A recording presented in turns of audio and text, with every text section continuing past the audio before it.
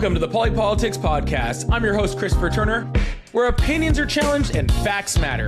A place for honest conversations and unfiltered perspectives. This week, a hunger strike at an immigration center explodes into a national controversy. Republicans quietly revolt against Donald Trump's $1.8 billion slush fund. Donald Trump has seemed to have lost interest in Iran and cares more about his ballroom. And somehow we are talking about his fourth cognitive test. Welcome to the show. The Secretary of Homeland Security that was essentially saying in public that these Delaney migrants, and if they wanted to eat real food, they should go back to their countries. Delaney Hall, New Jersey, a 1,000-bed ICE facility that has come into national news lately as detainees there on a hunger strike asking for better conditions. Now, we have heard about the conditions inside this facility and other facilities, including Dilley in Texas and Alligator Alcatraz in Florida. Worms in food, lack of food, non-potable water, a lack of medical care even for pregnant women, crowded spaces so tight that not everybody can even lay down at the same time because of such tight conditions. Now, while this has been happening and the hunger strikes have been happening, we are also hearing now that there's a possibility that these detention centers are using feeding tubes to force people to be able to eat, and protesters there are rising up to try to use their First Amendment right to ask for better conditions. Now, these protesters are being met with severe violence. We are hearing pepper spray. We are hearing that they're being hit with batons, tear gas, at least one allegation of someone being pushed in front of a truck and both of their legs being broken. We are going to show some coverage from on the ground there in Delaney, some of it taken by our friend Adam Cray. So viewer discretion is advised. Still here at Delaney, it looks like ICE is about to rush us. Pepper spray.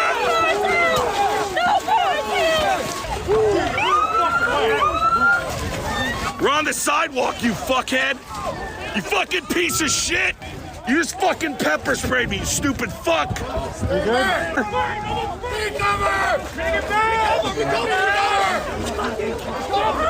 Guys, 12:23 in the morning here, and ICE just moved a bunch of vehicles out of the building all of a sudden. Not sure who the occupants were. Move, guys, move, move.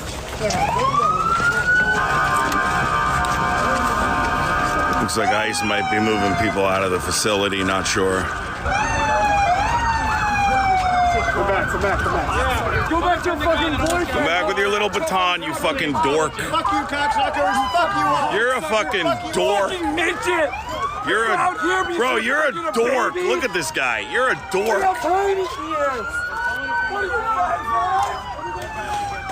Fire pepper balls. This footage is absolutely distressing, and some of this video footage was taken by a good friend of the show, Adam Cray, who has agreed to come on the show and give us a quick rundown of what is going on there on the streets. As far as the protests go, we have been fighting for several days to gain access back to Delaney Hall Detention Center. Originally, the governor had actually created a First Amendment zone, then claimed that we were being violent, which of course we weren't. It was ICE, it was counter-protesters, it was the New Jersey State Police. They had moved us back to Doremus Avenue, which is the street that Delaney Hall Detention Center is on. Now, they have allowed us back in front of Delaney Hall Detention Center, but back into what they're calling a First Amendment zone. I can tell you that days before leading up to the police coming, we were assaulted by ICE, hit with nightsticks, pepper sprayed in the face, high concentration OC right to the eyes, pushed into oncoming traffic. I saw someone get run over by a tractor trailer. I saw an older woman get her head cracked open by a nightstick. I myself was hit with a nightstick multiple times, had multiple bruises on my body from ICE. So they were incredibly hostile, incredibly violent, and completely unprovoked. I mean, we were simply standing there on the sidewalk advocating for the people inside the facility. Adam, we really appreciate you being on the show. Thank you so much. Stay safe out there. If you see Adam's face there, it was actually so red because it was actually chemical burns. He is out there and he has been pepper sprayed. He has been beaten with batons and seen friends of his around there that have actually gotten so much worse. See, this has stopped being about immigration. Okay, this has nothing to do with how many people are deported. This has nothing to do with how secure the border is, right? This has everything to do with people being treated like people. People that are being treated fairly. There is no reason that people should not be getting food in a detention center in the United States. Let's be very clear. These people have been convicted of no crime. No crime at all. All right. They're being held there without their lawyers, without legal representation, without due process. And they're being denied edible food, potable water, medical care. Okay. And when those horrific things happen to those people, the protests against those people end in violence. We saw it in Minnesota. We saw it in Portland. We saw it in California. Right? We've seen it all across the nation. And the only thing that they have in common is that at every single one, the violence gets worse. The violence gets worse. The agents get younger and less trained, and the violence becomes worse and worse and worse. Adam told me that it seems that they are actually looking for the violence. They're coming out of the facilities just ready to perpetuate violence on anybody that gets in front of them. These are the things that we cannot have. This is not about immigration anymore. This is not about immigration. When we finally can stop the violence, right, and allow people's First Amendment rights, right? Their rights under the Geneva Convention, the rights to decent detention, the rights to food and medical care, then we can talk about what we should do about immigration, or how many people on visas we should let in, or what should be the rules for asylum seeking. Okay. But we're stuck in this hole because of the violence that's being perpetrated. And it's the entire point. It's to scare people. It's not only to try to scare people from not showing up here, whether that's legal or not, to scare people from showing up here, but to scare people from protesting their treatment. Are Republicans finally revolting against Donald Trump? Is this the end of his stranglehold on the party? Is this the last we see of it? Well, I don't know, but it definitely looks like it's starting to move that way.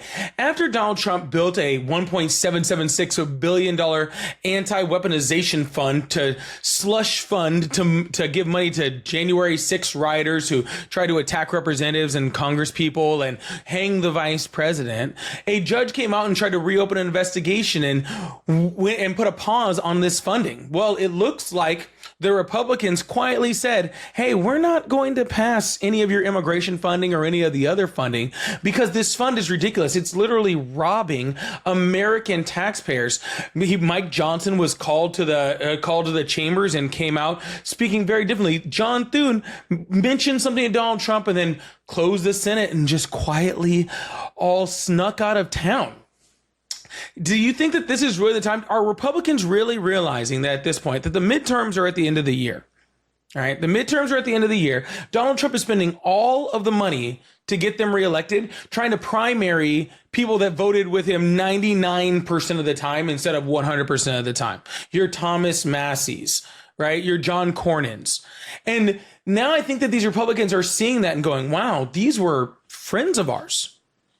And what's saving us now? All the money's going over there. Hey, Donald Trump's concentration doesn't even seem to be on our races. So maybe it would be an absolute death trap to our campaigns later on to vote to give, close to $1.8 billion to a bunch of people that just whoever Donald Trump wants. Remember, this didn't go through the judicial system. Right. This case was dismissed for the sole reason that they knew that it was obvious fraud. Right. And the Republicans know that. All right. And the Republicans have allowed themselves to vote with Donald Trump out of fear for as long as Donald Trump has been in politics. Even when Donald Trump wasn't the president and Joe Biden was the president, they voted with what Donald Trump wanted out of fear. And I think that the lame duck status for Donald Trump is finally starting to kick in. It's finally starting to become a real thing. And Republicans are starting to say no. It's just starting. But we're going to see how this is affected in the midterms because voters are watching. Voters can see what's happening. All right. Voters know that this is what the Trump administration is doing. And this is what those Republican representatives are allowing Donald Trump to do. So I'm very curious to see how that works out in November. Now, Iran, the 2-week war, which is in week 12 or 13 at this point? The war, the 2-week war that we already won that seems to keep going on and on and on and on. We were just told that negotiations were this close, and about 12 hours later, they started fighting each other. And then they said, oh, nope, we're still in negotiations. And then they started attacking each other again. And we've seen this roll over and over. And what does Donald Trump say? Who are we negotiating with? It doesn't seem like Donald Trump has much of a clue whether they have a military or they don't. Their Navy is totally gone, 100%. Their Air Force is totally gone, 100%.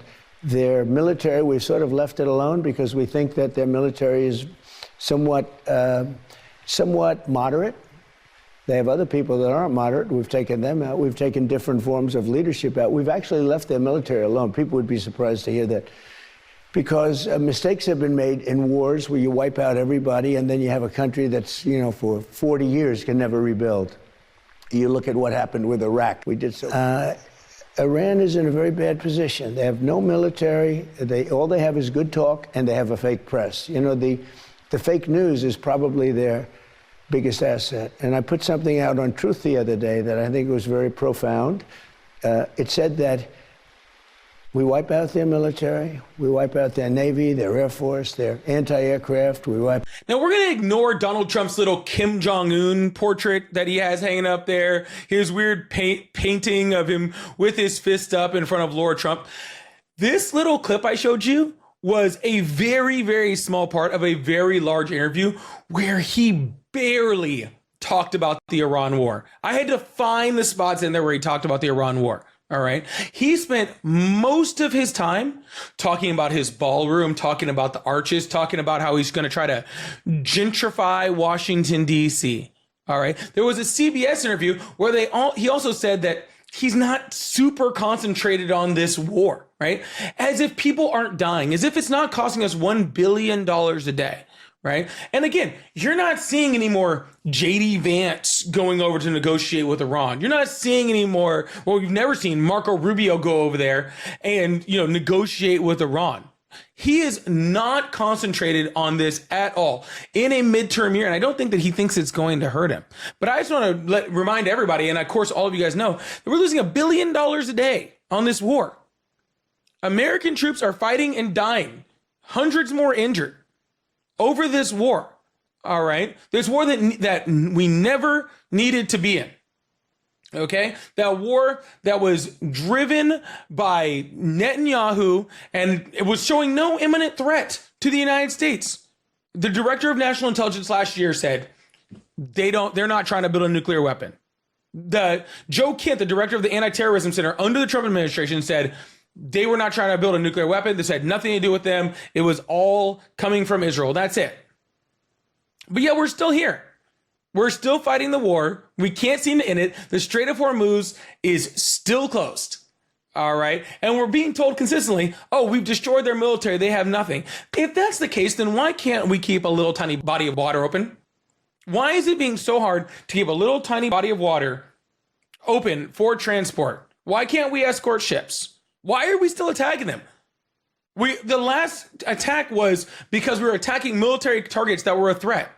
So is their military destroyed or is it not? How long is this war going to go? Remember, this was supposed to be a 2-week war that we were told was won within the first week. And we're still fighting it, still spending tax dollars. And let me also remind you guys that we were told that we could not afford ACA subsidies, right?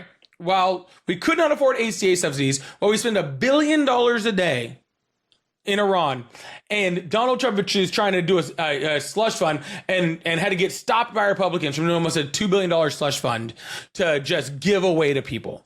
But nope, no health care, right? No helping homeless people, no extra money to the Department of Veterans Affairs, none of those things. Right? It's all about the ballroom, the ballroom, the ballroom, the ballroom, the ballroom, which apparently he now wants $1 billion for. Speaking of Donald Trump loving his ballroom, Donald Trump has been obsessed that he has now passed his 4th cognitive test. Play the clip. So the New York Times does a story to show the test that I just aced, and they only used the first question. They didn't go into the other questions. They didn't go in. But toward the end, like they had a question like, pick a number, sir, any number. Okay, 203. Multiply times 9. Divide by 2. Add on 1,324. Subtract 1,292. Sir, multiply it out one more time by 19. What is the answer, sir? And I got it right. You know? And the one doctor said, I've been doing this test for 20 years. I've never seen anybody ace it. It's so ridiculous. You know, if I was going to the hospital, and the doctor said, we need to do a cancer screening on you. And I'd be like, huh, that's interesting. And then the next time I went to the doctor, they were like, we need to do another cancer screening on you. And like 2-3 times a year, I'm just being told we need to do a cancer screening. You know what? I probably asked the doctor, like, hey, am I at a higher risk for cancer? Is that what's good? Do you believe that I have cancer? Which I think would be a valid question for anybody to ask, right? But for some reason, Donald Trump keeps getting given cognitive tests and thinks that it's a good thing. He goes, no one else was given cognitive tests. It was just me. I'm the only one that's passing all of these cognitive tests. Donald, the reason why you keep getting cognitive tests is because some doctor someplace thinks that you need it. They're questioning whether you're all here, right? This test isn't supposed to be hard. If you're saying that it starts out easy, like, oh, I can pick out the lion or the bear, and then it's not supposed to get hard. This test is supposed to be easy for anybody that isn't in mental decline. And the fact that you're bragging about it, and he keeps going on stage going, guys, everyone, the doctors keep wanting to know where my brain is at. My doctors keep wanting to know if I'm mentally okay. And guys, every single time I can tell them where the bear is at. Every single time. I cannot believe that we are dealing with this in our presidency right now, especially after the criticisms that Joe Biden got. And Joe Biden definitely got older in his last years. And we definitely saw some age-related decline in his last years. I am not saying that we didn't. But after seeing what happened with Joe Biden, and for people to go, yep, this is what we want. A guy who brags about whether he can pick out a bear or a lion is absolutely sad. And I hope that the voters are watching this every single step of the way and going, maybe next time we need somebody younger. Maybe next time we need somebody younger.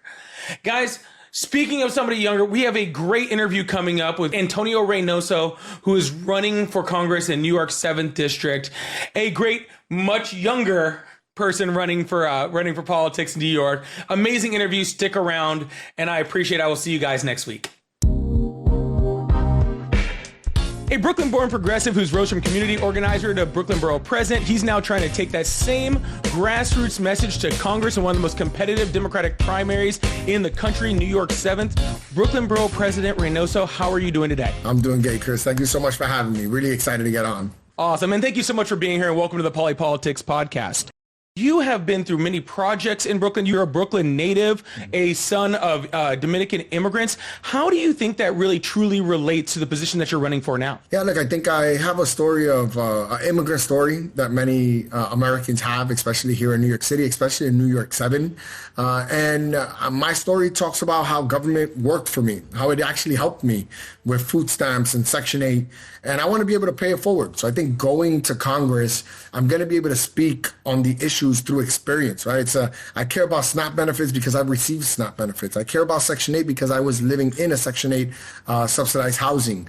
So I want to make my experiences why I fight for things. I'm not seeing it on TV or reading it in a book and thinking it's good policy because I've had a discussion. I lived it all. And I think that those lived experiences have so much value in Congress. Absolutely. The federal government right now, with the Trump administration, is actually specifically attacking people just like you, just like your parents. They're saying, hey, migrants shouldn't be here, that they shouldn't get social programs, that's just them leeching off the system. What do you say to the administration that's demonizing exactly what got you to this point? Yeah, look, I think that this administration does a really good job at making it so that people with little are fighting against people with less, right? What they want to do is that they want to make it so that this immigrant father that has no money, has no political capital, is just doing a tough job that probably no one else wants to do, that's the person that's making my life impossible. That's the person that's making my life difficult. And it's just not the case. Yeah. What we should be doing is looking up.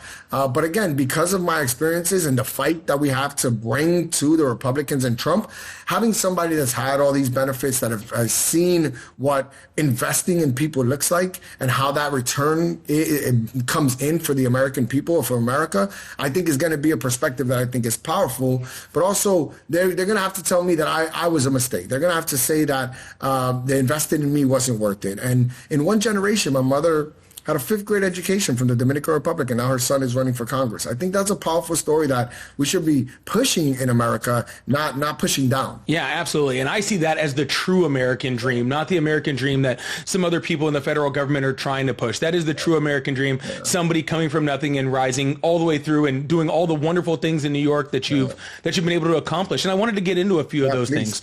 The Right to Know Act was something that I know that you championed very strongly, and I think it has a lot of perspective to things going on with ICE that, as they've been going into cities. Why don't you tell me about the Right to Know Act and exactly what that did and how it's helped the people of your community? As a young man, I got stopped and frisked by the NYPD, and it was one of the most horrible experiences that I had. I felt undignified. I was with my cousins walking down the block, and 4 of us get stopped, get thrown against the gate.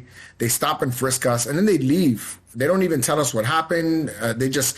2 cars come in, lights on, they stop us, they frisk us, then they just move out.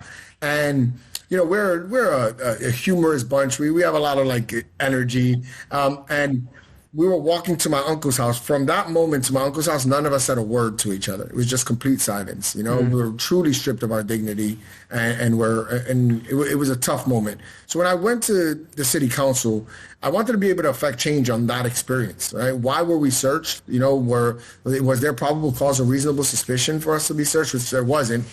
And also, they asked us to empty out our pockets, even though there was no probable cause, which is an illegal consent search. And I wanted to make it so that the police have to initiate it, that they're the ones that have to tell us, this is a consent search. You have the right to deny this search because there is no probable cause for you to be in this position. And at that moment, I can say, I don't want to be searched, and I could keep it moving. It's a de-escalation tactic, but it also allows for you to maintain your dignity as a person. You have a right to deny a search if there's no probable cause of reasonable suspicion. So my experience led me to passing this legislation, which is partly why I want to go to Congress, right? It's that all of my experiences are going to help me be a good legislator, and the Right to Know Act was one of those. Yeah, and you know what? I had a personal experience the exact same way. I'm 39 years old, so we're approximately the same age, right? And I grew up in Southern California as a young brown man, and I very much specifically being pulled over in my car. The police told me that they were searching for drugs because I had taken my hoodie off in the car, threatened me with a search. I didn't think that I had, at 16, 17 years old, however old I was at the time, I didn't think that I really had the opportunity to say no. I thought that was a requirement. So when I read about things like the Right to Know Act to tell people, hey, you have to tell them that this isn't necessary. Right. You can deny this. And I think especially for young people, especially in poor communities, young black and brown men who may not be familiar with their rights underneath the law, especially when it comes to police, I think that is absolutely amazing and really, really great. The Miranda rights do just that, right? You might not know the law, so they're going to tell you the rights that you have so that you protect yourself and you don't incriminate yourself. It's the same thing with consent searches. So what we did is that they tell you a consent search is one in which you can deny and we don't have probable cause or reasonable suspicion. Now, in a consent search, you can say no. It educates you before you get there, so you never need to worry about any search that the police does. If it is a legal search, they won't say that.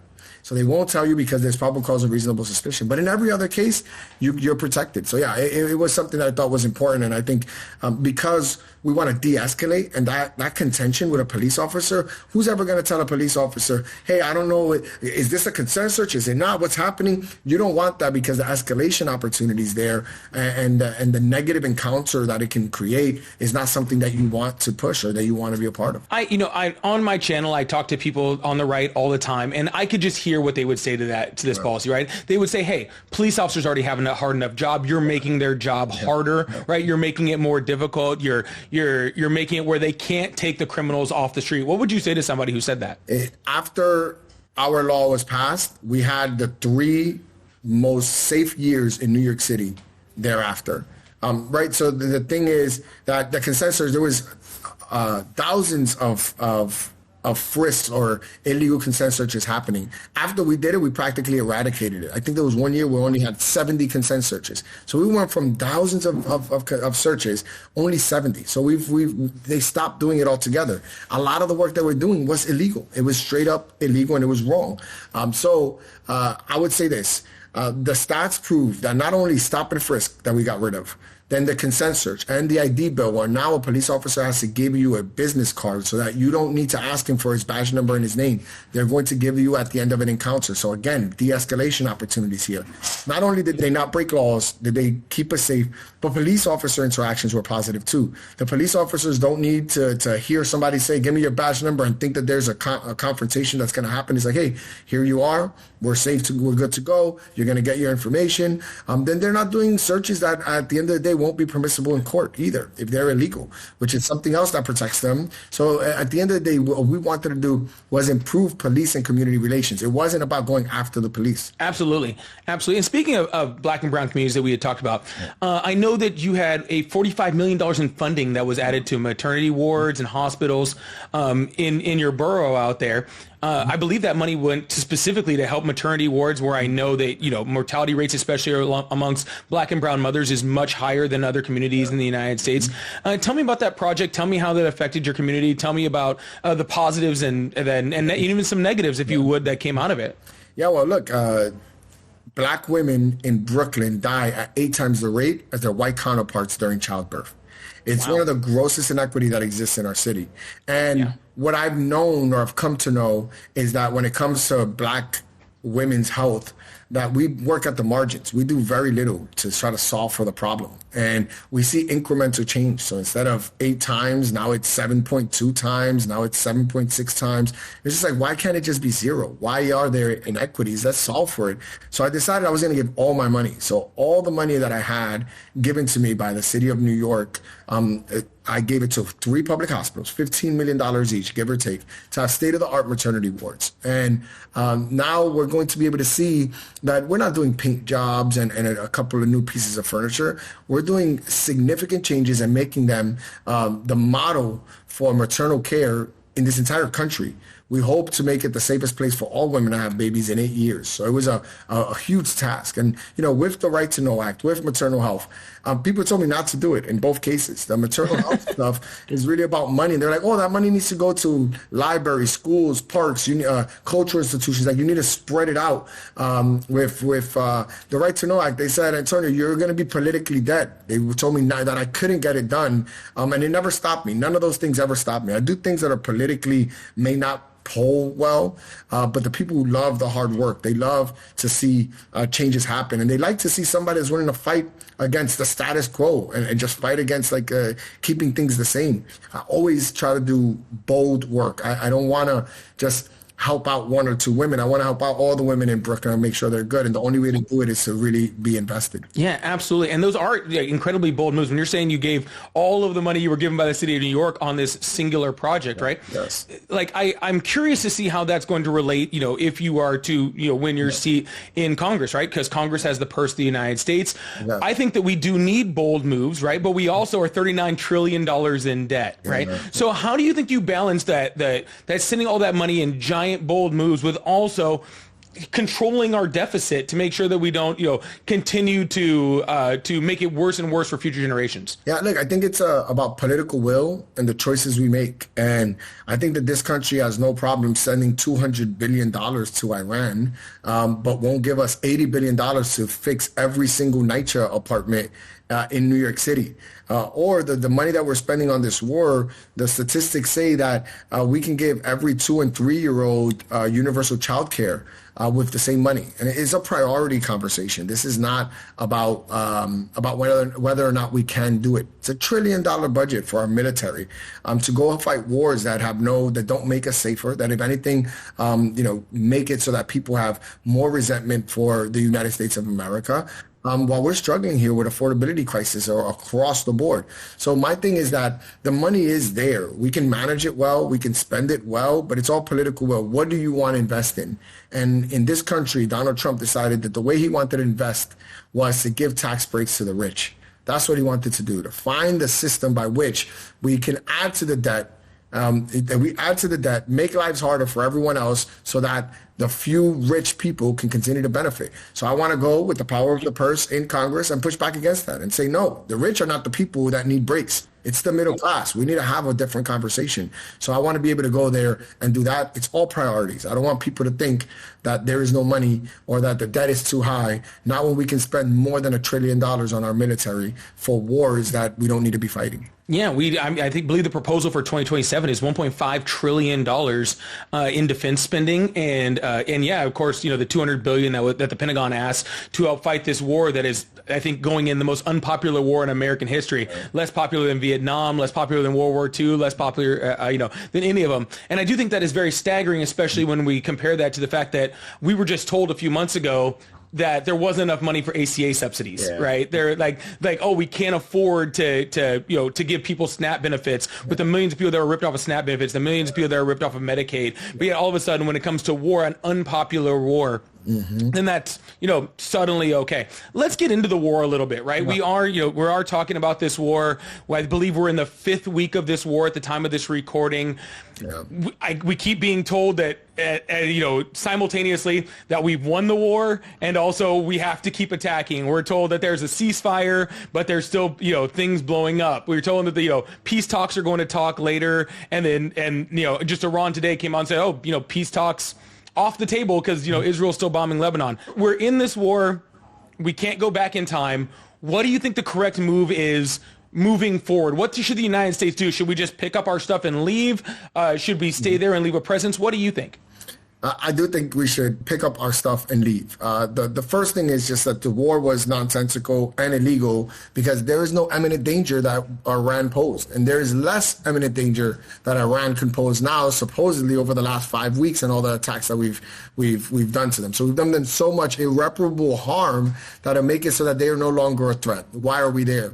We're there because we're feeding the president's ego. That's why we're there. Like, he can't walk away because people are going to look at it as a loss, that it's an unpopular war, that it's achieved nothing except making us spend money and the lives of our military soldiers. Like, those are the people that we've lost. So for all that, the president and his ego are not going to let him walk it back. But then outside of that is we need real investigations over what happened here. It's very clear that about a year ago, President Trump said that he destroyed all their military, their nuclear building capacity, and then that's why he bombed them, and that it was a victory, and he gave himself a pat on the back. And now we're here saying that, no, we didn't destroy that infrastructure. So it's either he lied before or he lied now. But in both cases, we need to investigate to see what happened, and we need to see if Pete Hegseth and all of these other leaders are just complicit in allowing for a madman to just lie to the American people and go into war that doesn't have an imminent threat, and in doing so, making it so that it's an illegal war. So not only do we got to pack up our things and go, we got to stop spending money on a war that doesn't make us safer. We also have to start the process of holding people accountable so that this doesn't happen again. Absolutely amazing. I'm going to switch gears a little bit. You guys just out in New York, which, by the way, I just had my first trip to New York for the No Kings protest. All right, awesome. That just happened. I was just out there for that. Absolutely amazing. Absolutely amazing city. Mamdani, yes. Right? He becomes the new mayor. Yes. For some reason, Democrats specifically had a really hard time endorsing him. Even New York Democrats. I very much specifically remember Chuck Schumer being very late to endorse him. You didn't seem to have that issue. I believe that you endorsed him almost immediately. Yeah. Now, you don't run as a Democratic Socialist, but you seem to endorse him quickly. Tell me about that. Tell me what your decision was in endorsing him, and what you think the other Congress people that aren't endorsing him, why you think they didn't, and how whether you think they should change their perspective. So I think it's twofold on how we got there. The first thing is that people were looking for a response to Trump and the Republicans and everything that's happening. They were looking for a response that met the moment, right? They see a crisis and they want a crisis level reaction. And Zoran Mamdani was offering that in a way that our leaders weren't. They were business as usual and doing very little to really meet the moment. And I think the people of New York saw that Zoran would be the one that would put up the best fight. But the other thing is, it was Andrew Cuomo and Eric Adams, and arguably two of the worst candidates that you can possibly think of pushing. But for many people in the Democratic Party, that's run of the mill. They weren't disqualified. It wasn't disqualifying that one of them is under a corruption investigation and Trump pardons them, and the other one is left office because of sexual harassment. Those weren't disqualifying features for the Democratic Party, but it was for the progressive movement. And I'm not part of the DSA, but what I didn't want to do was continue to make it so that these establishment Democrats were continue to do the work they're doing and make it so that people are not voting for us because we're Democrats. They're voting up for us because we're not Republicans. And that's not enough. We need to stand for something. We need to be bold. We need to meet moments. So again, I think it was twofold. I think that Zoran Mamdani was ready to meet the moment and react the way he should and fight. And then we just had these establishment Democrats, the people that everyone's used to having. And I was not going to be supporting any of those candidates. The establishment Democrats, I think, are becoming a major liability for the Democratic Party, right? Like, I consider myself a progressive with just a little sprinkle of democratic socialists, just over the top, just a few sprinkles on the top, right? Absolutely. But I think that the establishment Democrats, your Chuck Schumers, your people who have been there for a long time, who are trying to hold it back to the status quo, I think that they're doing more harm than they are good. So bold moves, I love to see you out there, like saying like, hey, we're going to make bold moves. We're going to be out there. We're going to support candidates that may not, be your run of the mill, may not look, generally like the normal candidates you're used to seeing, may not talk like them, but are willing to do bold things that really, really help people, right? So to move on with another question, you were a New York councilman, New York City councilman. Yeah. You're now the Brooklyn Borough President. Yeah. And you've done amazing. We didn't even get to cover all of the amazing things like your waste policy that I saw, and some of your non-gentrification policies, we'll call it that. So why now? You're doing all of this great stuff for New York. Why now? Why move to the main stage? Why move to the federal government? What makes this the exact time to take your talents elsewhere? I feel like the majority of our headaches that we have right now in America are not coming from the fight at the city or state level. It's almost exclusively at the federal level. Every day we wake up and it's a war. It's they want to eradicate an entire civilization. The Epstein files, no justice. Like, nobody's been arrested over Epstein files. We have tariffs that are making it so that the already unaffordable country becomes even more unaffordable.